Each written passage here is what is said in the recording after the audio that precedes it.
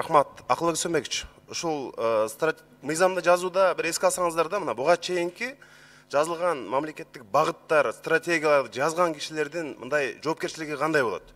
Анткени баары эле программа жазып, стратегия жазып, бирок кайра кызматтан кетип калып, унутулуп калып, ушундай болуп атпайбы? Ара жолдо калган учурлар көп болуп атат да. Ошонун жоопкерчилигин дагы бир күчөтүүнү эмкидей бир эске алсаңыз.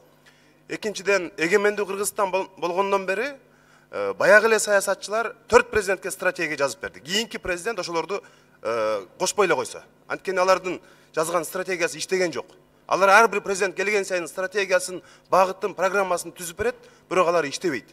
Ошон үчүн мурдагы президенттин учурунда стратегия жазганга катышкан адамдар кийинкиде мындай моралдык жоопкерчиликти алып туруп, алар катышпаш керек да. Ошондой дагы бир сунуштарды эске алсаңар. Рахмат, урматтуу депутаттар. Ушу камтылган, азыр 1 минут суроо болуп калгандан жооп берип коеюн. Ушу камтылган. Азыр улуттук стратегияны мурунку президентке ким жазсын десеңиз тез таппайсыз авторлорду. Азыркыларды дагы так аныктай албайбыз да. Ошондуктан мыйзамда көрсөтүп атабыз. Муну координациялык кеңеш жазат.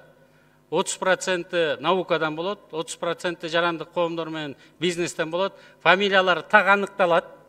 Чиновниктердин дагы калган 40%. Анан ошонун эгерде программа ишке ашпай калса, алардын жоопкерчиликтери персоналдык түрдө каралат деп жазып атабыз да. Бул жерден любой программага келгенде ким жазды, ким милдеттүү. Мына биз ошо механизмин ишке киргизип коюп атабыз.